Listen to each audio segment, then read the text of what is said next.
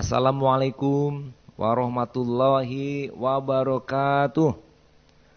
Alhamdulillahi rabbil alamin. Wal akibatu lil muttaqin. Wala udwana illa 'alal zalimin. Wa asyhadu an la ilaha illallah wahdahu la syarikalah waliyus solihin. Wa asyhadu anna sayyidana wa nabiyana Muhammadan abduhu wa rasuluh imamul anbiya'i wal mursalin wa ala alihi wa sahbihi wattabi'ina lahum bi ihsani ila yaumiddin. Amma ba'd. Kita bersyukur pada Allah bisa bertemu pada kali ini, dan semoga Allah selalu memberikan kenikmatan kehidupan kepada kita semua. Kenikmatan kehidupan yang Allah berikan itu juga atas dasar usaha dan kerja-kerja kita yang baik, yang memungkinkan Allah menurunkan kenikmatan dan kebaikan buat kita. Jadi kita bersyukur dan mendapatkan kebaikan itu dari Allah juga karena kitanya juga berbuat baik, sehingga dibalas dengan kebaikan. Hal jazaul ihsan illal ihsan. Tidak ada balasan kebaikan kecuali dengan kebaikan pula dari Allah. Jadi kita bersyukur atas kebaikan yang Allah berikan begitu banyak, juga karena kita berbuat baik. Baiklah Bapak Ibu yang saya hormati, tausiah kita judulnya Fitrah Islam. Dalam Al-Quran surat 30 ayat 30, A'udzubillahi minasyaitonirrajim. Fa'akim wajhaka lid-dini hanifa fitratullahil lati fattaron nasa 'alaiha la tabdila li khalqillah zalikad dinul qayyim walakinna aktsaron nasi la ya'lamun.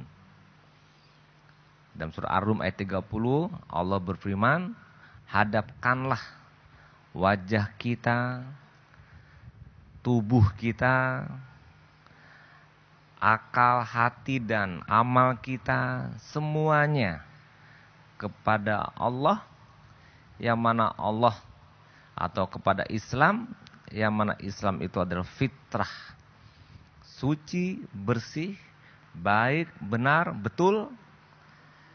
Dan kemudian kita, ya di situ disebutkan zalikad dinul qayyim, sebagai din agama yang lurus, yang Islam yang fitrah. Jadi kita disuruh oleh Allah untuk menghadapkan pikiran kita kepada Islam, menghadapkan hati kita kepada Islam, menghadapkan perbuatan kita kepada Islam. Kenapa? Karena Islam itu ajaran yang lurus, pedoman yang lurus, yang benar, yang qayyim, dan juga aturan yang betul. Itu perintah Allah. Nah, kemudian Bapak Ibu yang saya hormati, kalau kita disuruh oleh Allah untuk menghadapkan wajah tubuh diri kita kepada Islam, berarti Islam itu sebagai satu aturan, satu ajaran yang baik dan benar. Yang akibatnya kalau kita kerjakan semua aturan yang ada dalam Islam, itu membuat kita pasti selamat dunia, insya Allah selamat akhirat. Nah, yang menariknya Bapak Ibu, dalam hadis Nabi, Rasulullah bersabda, kullu mauludin yuladu al fitrah fa'abawahu yuhawidanihi au yunasironihi au yumajisanihi. Setiap anak, setiap manusia yang dilahirkan itu dia fitrah, suci, bersih. Bapaknya lah, ibunya lah, keluarganya lah, lingkungannya lah yang menjadikan anak tersebut menjadi tidak fitrah. Yahudi kah, Nasrani kah, atau Majusi kah? Saya ingin menyimpulkan sementara manusia dilahirkan fitrah. Islam juga fitrah. Manusia ketemu Islam berarti fitrah ketemu fitrah. Berarti cocok. Berarti pas. Ibarat baut dengan mur. Ya, baut dengan mur. Ada baut, ada mur. Contoh sebutnya baut ini manusia. Ya, baut, murnya adalah Islam. Ketemu dan pas. Sehingga bisa menguatkan dan cocok sekali. Nah, kemudian Bapak Ibu, sekarang saya contohkan. Baut itu manusia, mur itu Islam. Murnya misalnya jujur. Islam menyuruh kita jujur. Cocokkah dengan manusia? Jujurnya? Pasti manusia juga ingin jujur. Kenapa? Karena jujur itu dari Islam dan jujur itu fitrah. Manusia juga adalah fitrah, berarti manusia juga mau jujur. Makanya kalau manusia jujur, sesuai dengan perintah Islam jujur, pas cocok. Akhirnya kalau manusia jujur, dia akan bahagia.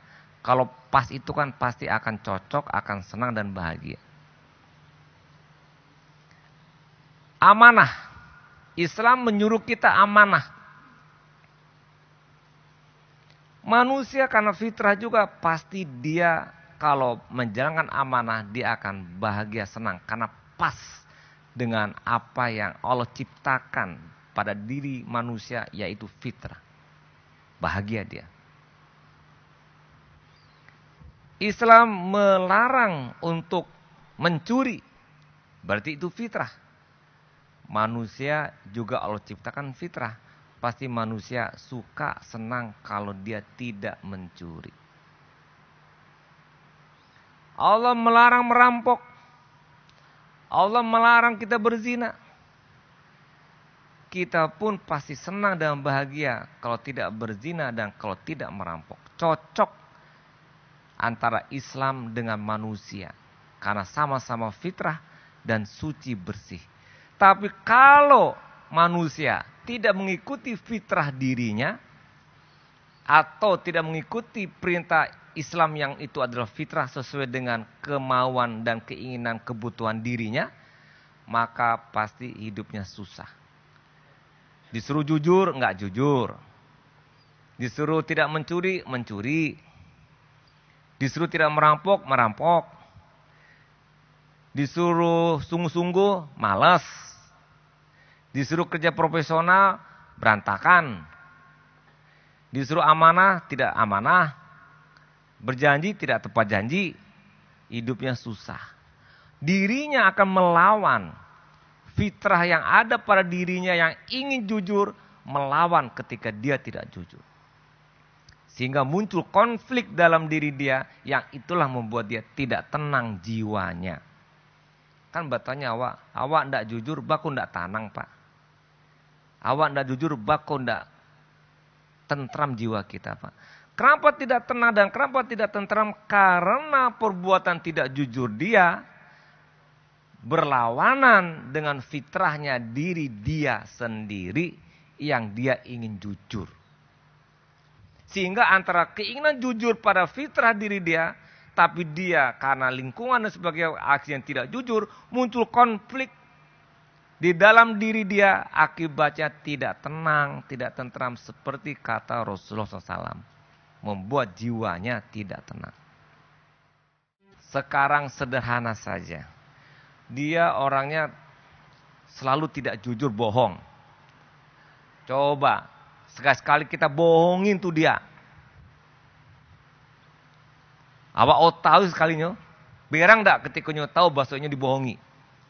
Marah kan dia? Walaupun tukang bohong, kalau dibohongi pasti dia marah. Itu menunjukkan hati nuraninya tetap ada. Dan itu adalah Allah ciptakan bahwa dia itu harus berkata jujur. Begini aja lah mudahnya. Pencuri. Kan ada pencuri. Ya Bapak Ibu. Pencuri kan berarti kerajunya mencuri. Coba pencuri, awak curi dompetnya. Aja wehnya, onde sana awak, dompet awak dicuri orang. Iya begitu. Pasti apa kata-katanya keluar. Kurang aja mah. Dompet ambu diambil orang. Padahal dia pencuri.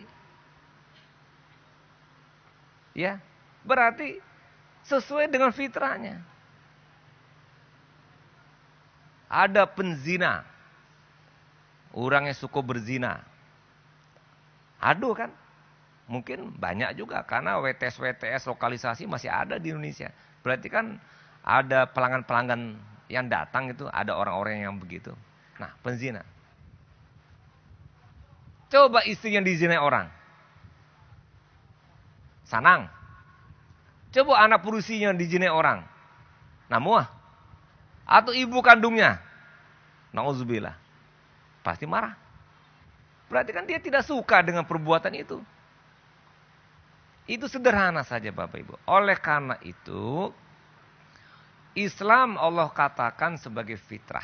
Nilainya universal Bapak Ibu. Manusia itu kan tidak hanya orang Islam.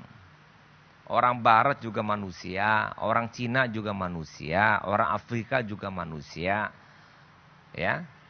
Semuanya ciptaan Allah. Dan mereka itu manusia juga yang punya fitrah. Jadi orang-orang yang bukan Islam tapi tetap dia manusia juga. Dia berkeinginan jujur. Dia berkeinginan amanah. Dia berkeinginan tepat janji. Dia ingin baik. Dia ingin benar dan sebagainya. Sesuai dengan Islam. Jadi lahirnya manusia dari ibu bapak siapapun. Agamanya apapun. Dia Islam. Fitrah. Cocok dengan nilai-nilai Islam yang dikeluarkan dalam Al-Quran dan juga hadis Nabi. Jadi Bapak Ibu, kesimpulannya tidak ada ruginya sedikit pun mengikuti Islam. Karena itulah yang cocok dengan diri kita manusia. Itulah yang dibutuhkan oleh diri kita manusia.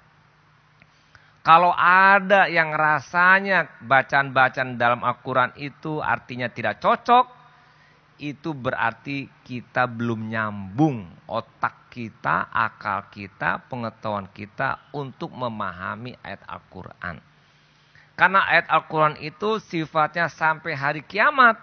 Dan sampai hari kiamat itu berlaku, tidak pernah ada yang batal, ditipek atau kadaluarsa atau sudah out of date, tidak ada. Sedangkan kiamat tidak tahu bisa ratusan abad ke depan. Bisa jadi yang peristiwa itu bisa terbukti pada ratusan abad ke depan, baru ketahuan bukti benarnya. Kita saat ini belum tahu kebuktian kebenarannya. Bukan berarti Quran salah. Contoh satu, dalam Al-Quran ada cerita Isra Mi'raj. Itu cerita 15 abad yang lalu, 1500 tahun yang lalu. Belum ada mobil, belum ada pesawat terbang, belum ada jet dan sebagainya. Yang ada cuma unta. Tapi Al-Quran sudah menyebut Nabi dari Mekah ke Palestina semalam bolak-balik, bahkan menemui Allah. Orang di situ dengan ilmu yang ada pada saat itu dikatakan Nabi gila. Malu bisa bolak-balik semalam dari Mekah ke Palestina. Sedangkan kami saja jo unto 3 bulan baru bolak-balik. Pakai otaknya. Dikatakan Al-Quran salah. Padahal yang salah otak dia belum nyampe. Makanya imani saja. Para sahabat iman. Ambo baka-baka curang ambo percaya. Iku Al-Quran kok Allah yang berkata. Percaya. Sekarang sudah 15 abad sekarang ini baru tahu batu ku Al-Quran. Tidak mustahil Nabi bolak-balik semalam. 5 kali ke semalam bolak-balik bisa. Betul Bapak Ibu? Dari Mekah ke Palestina. Pakai jet. Bisa. Nah cuma sekarang kita masih mikir bagaimana mi'rajnya Nabi. Nah nanti mungkin 1000 abad atau 1000 tahun ke depan baru ketahuan ada satu pesawat yang bisa membawa orang sampai ke langit 7? Bisa. La tanfuzuna illa bisultan. Tembus langit kecuali dengan ilmu, pengetahuan, dan kekuatan. Nah, saya hanya ingin menegaskan kepada Bapak Ibu, Al-Quran itu benar semuanya. Tidak ada yang salah. Aduh, anak-anak awak porusi, tidak namu menutup aurat. Protes. Mangalu kok Al-Quran kok lah. Kadaluarsa mah ndak zaman kini menutup-nutup aurat. Zaman modern. Itu kan zaman 15 abad yang lalu. Salah. Justru bagaimanapun yang namanya manusia, seorang wanita dari dulu sampai sekarang dan sampai nanti, tetap saja tangannya terlihat orang laki tertarik, rambutnya terlihat orang laki tertarik, kakinya laki tertarik. Maka ditutup supaya tidak membuat masalah. Fitrah manusia. Wanita pun lebih senang dan lebih puas dan lebih tenang dan nyaman kalau dia menutup aurat karena fitrahnya. Begitu pula Bapak Ibu yang lain yang ada dalam hadis Nabi begitu banyak. Intinya adalah kita adalah manusia fitrah, Islam juga adalah fitrah, maka cocoklah ketemu antara kita, Islam dengan diri-diri kita. Kalau kita tidak menjalankan Islam, maka muncul perbedaan dan akan muncul konflik pada diri kita, dan kemudian akibatnya kita tidak bahagia, tidak tenang, tidak senang. Ya, karena apa? Muncul konflik, akhirnya kelihatanlah gelisah. Bapak Ibu, kalau ada di antara kita gelisah, ada yang gelisah kini? Enggak. Sanang bertemu Pak Sekda, bertemu Pak Gubernur. Oke ya. Kalau ada, ini cuma pertanyaan dijawab oleh diri masing-masing. Kalau ada kita gelisah, jiwa kita, ada yang tidak tenang dan sebagainya, itu satu saja jawabannya. Kenapa? Karena tidak cocok yang dikerjakan dengan Islam. Nah, tidak cocoknya apa? Bapak Ibu yang tahu sendiri. Saya nggak tahu apa yang Bapak lakukan itu. Itu aja. Makanya kata Allah, orang-orang yang selalu ingat dan merujuk kepada Allah itu tenang jiwanya. Itminanul qulub. Hati dan jiwa yang tenang. Dengan dia selalu menyandarkan dirinya kepada Islam karena cocok, pas. Tapi menyimpang sedikit, tidak mengikuti perintah Allah, langsung konflik dalam dirinya, akibatnya terlihat pertama gelisah, marah-marah, rusuh, khawatir, takut, tidak tenang, tidak bahagia, sampai frustrasi, sampai stres, sampai depresi. Itu satu jawabannya. Karena dia mengerjakan sesuatu yang dilarang oleh Allah sehingga menjadikan dirinya demikian. Yang dilarang adalah yang tidak diterima oleh fitrahnya. Fitrahnya yang menolak, yang melawan, akibatnya muncul pergolakan dalam dirinya sehingga muncullah persoalan-persoalan yang tampil, yaitu tidak bahagia, tidak senang, tidak tenang, dan tidak tentram. Mudah saja Bapak Ibu, kesejalinan ya tubuh kita juga ibarat fisik, sakit kita, gigi sakit semuanya. Terputus satu sistem yang terjadi pada tubuh kita. Begitu pula dalam tubuh yang sifatnya fitrah ini, ketika ada satu yang tidak kita kerjakan sesuai dengan fitrah yang sebenarnya, dan itu ada aturan dalam Quran dan Sunnah, maka muncullah masalah pada diri kita. Apakah sakit yang namanya sakit mental, ya, dan akibatnya adalah sakit fisik. Jadi mental itu akan berdampak fisik seperti penyakit namanya psikosomatis, batuk, demam, pilek, stres itu adalah penyakit mental yang berdampak kepada fisik. Mentalnya disebabkan karena dia tidak sesuai dengan fitrah. Baiklah Bapak Ibu, mudah-mudahan kita menjalankan fitrah Islam yang sesuai dengan nilai-nilai pada diri kita yang sifatnya juga universal. Sekian, mohon maaf kalau ada yang salah. Assalamualaikum warahmatullahi wabarakatuh.